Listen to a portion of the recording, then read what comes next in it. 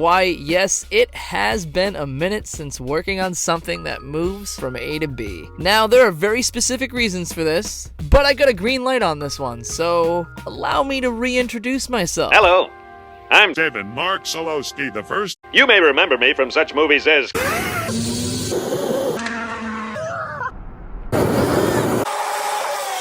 So it's time to do the thing. Do the thing. Do the thing. So I'll dust off the work sandals, holster the Sebenza, inhale a Stroopwafel, and meticulously coif the mullet by spending hours in front of the mirror making my hair elegantly disheveled. All this because I've watched a broken motorcycle sit for over 2 years at a salvage yard because it doesn't run and drive. 2 years! Because high voltage is dangerous. And electricity will kill you. And my toxic trait is thinking to myself, I can fix her. Yeah, I can fix her. So this dirty queen is called a Volcom Grunt. Not to be confused with Volcom, the snow, skate, surf apparel company, or Voltron, the defender of the universe. It's essentially a modern version of the fat tire motorbikes of yesteryear, which are considerably some of the most capable vehicles for getting around complex terrain. Now in the e-bike segment, this is the biggest two-wheeler you can get. Fat tire. I got to ride one of these a long time back during the pre-production phase and thought it was one of the coolest bikes going. And years later, here we are. These electric motorbikes aren't getting the credit that they deserve. And most people haven't even heard of this type of bike. So let's give it some justice and prevent this particular bike from ending up in a landfill in New Jersey. Because we aren't afraid of a little zap-zap. And nobody wants to be in a landfill in New Jersey. So let's drag this carcass in.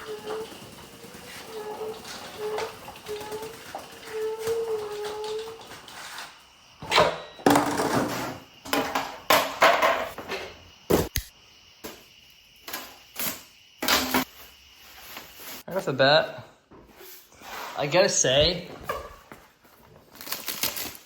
outside of the cosmetic bumps and bangs, the important thing is the swing arm and the frame are really in decent shape.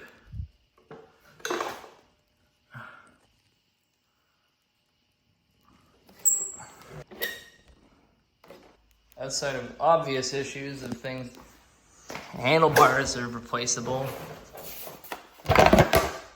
This is just glued on with magnets. Magnets are undeniably strong. Listen to the click. Listen to that. That's satisfying. That's just a loosely floating DC converter here. Probably should apply some adhesive to that. And just under the hood are the seat and the tank, and air quotes, we can see a VCU, or vehicle control unit, and what looks like a 6-can splitter, some fuses, which will be the first obvious check. I would laugh a hearty laugh if it was just that to make this thing run, but I highly doubt it. I'd like to think somebody did that. At the very least, and was just afraid of anything past it, because they're like, ooh, that's a lot of voltage. I suspect MCU problems, which, no, I'm not talking about Marvel trying to reboot itself. I'm talking about the motor control unit, and we'll diagnose. We will diagnose. Alright, so this here is the charger. It's external, it's not on board. It has a 4-pin and a standard 120-volt wall outlet to plug her in and charge. Pretty basic, pretty simple. A lot of e-bikes have this exact kind of setup. Save space and weight by not having this in it, but you just have to lug it around with you, so keep that in mind, if you will. But yeah, again, not bad. I mean, it kind of has new car smell, even though it's been sitting for so long, as it had an incident pretty much right off the bat. Go figure. This light's a little broken. Alright, so for an overview of the main components here, we've got a 60-volt electric motor. Plastic housing is the MCU motor controller unit. This is your VCU up here, your vehicle control unit. And then the cool thing with these batteries is they're on this rail, and it's actually hot swappable 2 kilowatt hour packs. And as you can see, this one goes up front. There's the battery harness, and there's space for a secondary one. But I might have some different plans for this Void, so stay tuned. In the business, we call this foreshadowing. You know, what's even more surprising about the bike is just the overall size of the frame and its freaking tires. Just honkers, man. Look at the stanchions, like it's a big boy. And yep, there's that. Take one of these. Huh? Yeah, you like that? Gotcha. The scale is easy when, especially considering so like other electric pit bike things. These Surons over here, with your regular kind of dirty bike tires. I mean, it's just, yeah, that's a big difference. It's a big difference. Real honker birder over here. Back view. Look at her go. I mean, we got bird's nests on bird's nests over here. This is harness central galore. We've got the all these harnesses to front, rear motor, battery controls. This CAN signal station here. Again, room for more. Neat. Main harness that goes up to your handlebars, which do a lot of things. We've got this PlayStation style D-pad. We've got your power on-off switch, which if this thing worked, it would turn on, and then there's an indicator light. It's got ride-by-wire throttle. That's for your halo headlight or high beam, low beam. I mean, you've got up, down, left, right, okay. It's too bad it doesn't have your select start or your L1, L2, R1, R2 buttons. You get all my Mortal Kombat codes. I still know some of my Mortal Kombat codes, so some things just stay in your random access memories. That's one of them. The pre-production model I drove didn't have options of these working very well, but it left room for expansion, which is pretty neat and forward-thinking of them. And then you got, of course, a standard over here, standard old-school USB plug-in, charge your things and stuff. We like to see it. And then you got this encoder, this little LED readout screen. It's got a ring on it that can kind of shift to give you status updates or alerts or whatnot.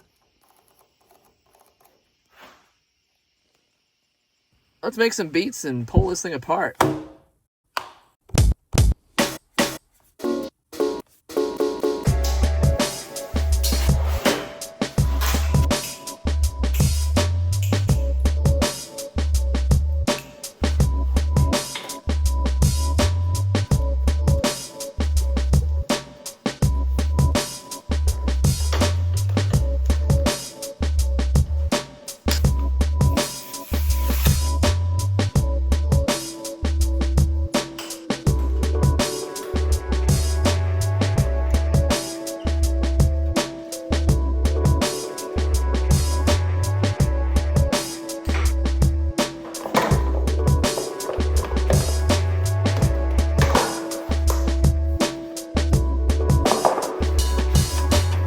And hark, here we go, 3-phase motor controller over here. You've got your positive and negative terminals. You've got your 3 phases. Right below it, we have the battery contactor. That's what will make that giant, satisfying click sound to let you know it's time to party, when it is in fact time to party, whenever that may be.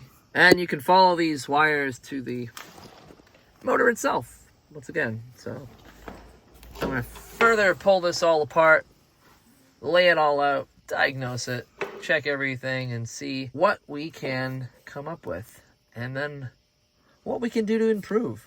Thank you so much for kicking it here.